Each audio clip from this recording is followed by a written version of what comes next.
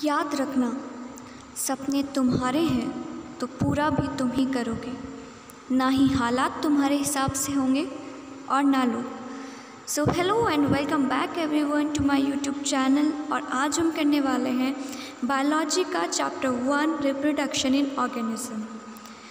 So without wasting time let's get started. Each and every organism can live only for a certain period of time. The period from birth to the natural death of an organism represents its lifespan. Isn't it both interesting and intriguing to note that it may be as short as a few days or as long as a few thousand years? Between these two extremes are the lifespans of most other living organisms. You may note that lifespans of organisms are not necessarily correlated with their sizes. The sizes of crows and parrots are not very different, yet their lifespans show a wide difference. Similarly, a mango tree has a much shorter lifespan as compared to a peepal tree. Whatever be the lifespan, death of every individual organism is a certainty. That is, no individual is immortal except single-celled organism. Why do we say there is no natural death in single-celled organisms? Given this reality, have you ever wondered how vast number of plants and animal species have existed on earth for several thousand of years? There must be some processes in living organisms that ensure this continuity. Yes, we are talking about reproduction, something that we take for granted. Reproduction is defined as a biological process in which an organism gives rise to young ones, offspring similar to itself. The offspring grow, mature, and in turn produce new offspring. Thus, there is a cycle of birth, growth, and death. Reproduction enables the continuity of the species generation after generation. There is a large diversity in the biological world, and each organism has evolved its own mechanism to multiply and produce offspring.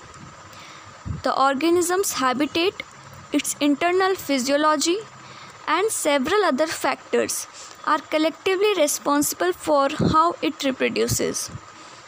Based on whether there is participation of one organism or two in the process of reproduction, it is of two types.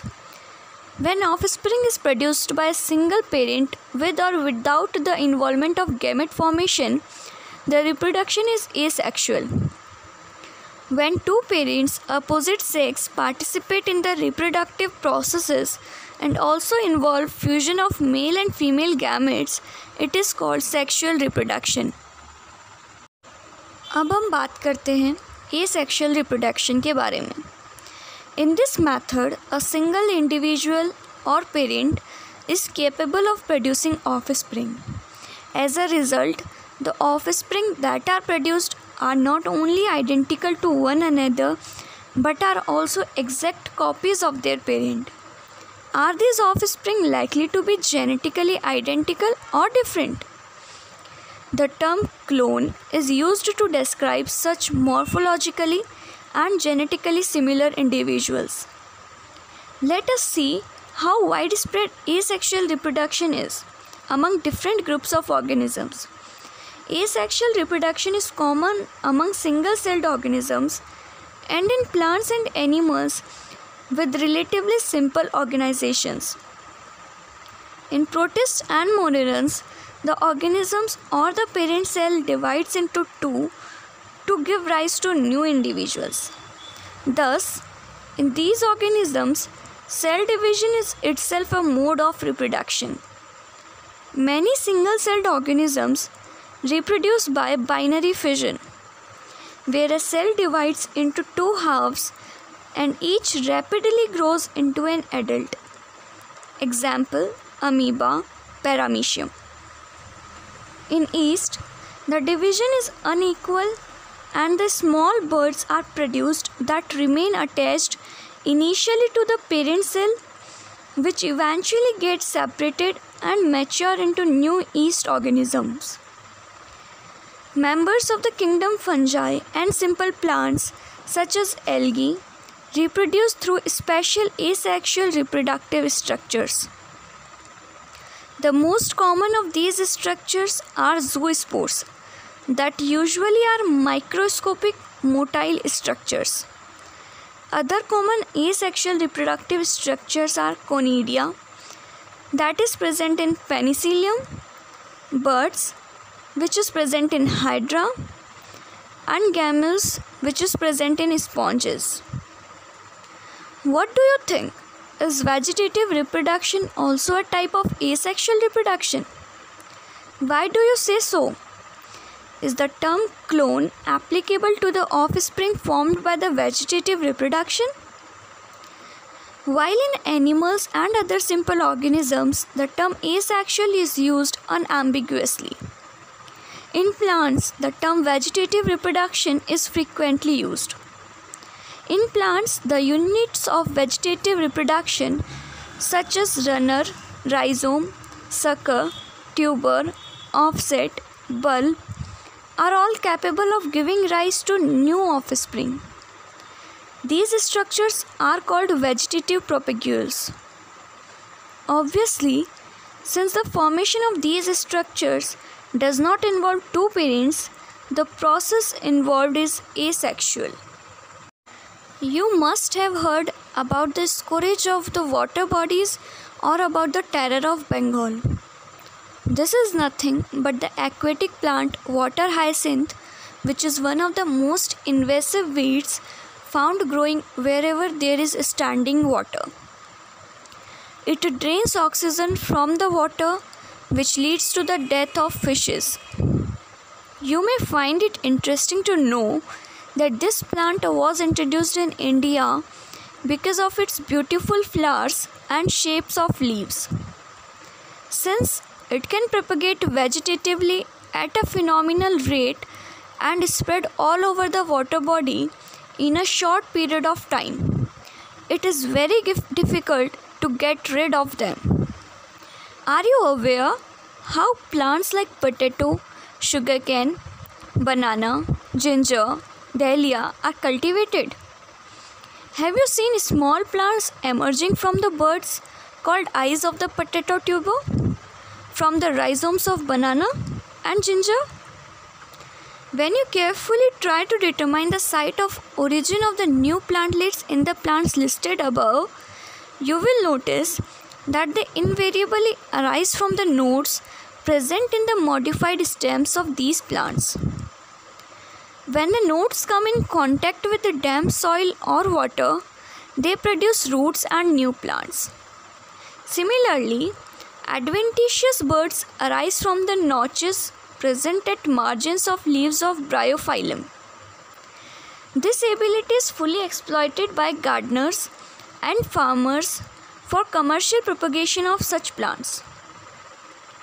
It is interesting to note that asexual reproduction is the common method of reproduction in organisms that have a relatively simple organization, like algae and fungi, and that they shift to sexual method of reproduction just before the onset of adverse conditions. Why is sexual reproduction favored under such conditions? Asexual or vegetative as well as sexual modes of reproduction are exhibited by the higher plants. On the other hand, only sexual mode of reproduction is present in most of the animals. So our next topic is sexual reproduction. Sexual reproduction involves formation of the male and female gametes, either by the same individual or by different individuals of the opposite sex. These gametes fuse to form the zygote, which develops to form the new organism. It is an elaborate, complex, and slow process as compared to asexual reproduction. Because of the fusion of male and female gametes, sexual reproduction results in offspring that are not identical to the parents or amongst themselves. A study of diverse organisms, plants, animals, or fungi show that though they differ so greatly in external morphology, internal structure, and physiology, when it comes to sexual mode of reproduction, surprisingly, they share a similar pattern. Let us first discuss what features are common to these diverse organisms. All organisms have to reach a certain stage of growth and maturity in their life before they can reproduce sexually. That period of growth is called the juvenile phase. It is known as vegetative phase in plants. This phase is of variable durations in different organisms. The end of juvenile or vegetative phase, which marks the beginning of the reproductive phase, can be easily seen in the higher plants when they come to flower. In some plants where flowering occurs more than once, what would you call the interflowering period? Juvenile or mature? Observe a few trees in your area. Do they flower during the same month year after year? Why do you think the availability of fruits like mango, apple, jackfruit, etc. is seasonal? Are there some plants that flower throughout the year and some others that show seasonal flowering? Plants, the annual and biennial types, show clear-cut vegetative, reproductive and senescent phases. But in the perennial species, it is very difficult to clearly define these phases. A few plants exhibit unusual flowering phenomenon. Some of them, such as bamboo species, flower only once in their lifetime, generally after 50 to 100 years, produce large number of fruits and die. Another plant, Strobilanthes kuntiana, Nila kuranji, flowers once in 12 years. As many of you would know, this plant flowered during September-October 2006. Its mass flowering transformed large tracts of hilly areas in Kerala, Karnataka and Tamil Nadu into blue stretches and attracted a large number of tourists. In animals, the juvenile phase is followed by morphological and physiological changes prior to active reproductive behavior. The reproductive phase is also of variable duration in different organisms. Can you list the changes seen in human beings that are indicative of reproductive maturity? Among animals, for example birds, do they lay eggs all through the year? Or is it a seasonal phenomenon? What about other animals like frogs and lizards? You will notice that birds living in nature lay eggs only seasonally. However, birds in captivity, that is in poultry farms, can be made to lay eggs throughout the year. In this case, laying eggs is not related to reproduction but is a commercial exploitation for human welfare. The females of placental mammals exhibit cyclical changes in the activities of ovaries and accessory ducts as well as hormones during the reproductive phase. In non-primate mammals like cows, sheep, rats, deers, dogs, tiger, etc., such cyclical changes during reproduction are called estrous cycle. Whereas in primates, monkeys, apes and humans, it is called menstrual cycle. Many mammals, especially those living in natural, wild conditions, exhibit such cycles only during favorable seasons in their reproductive phase and are therefore called seasonal breeders. Many other mammals are reproductively active throughout their reproductive phase and hence are called continuous breeders. that we all grow old if we live long enough is something that we recognize. But what is meant by growing old? The end of reproductive phase can be considered as one of the parameters of senescence or old age. There are concomitant changes in the body like slowing of metabolism, etc.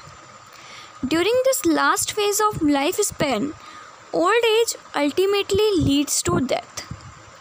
In both plants and animals, hormones are responsible for the transitions between the three phases.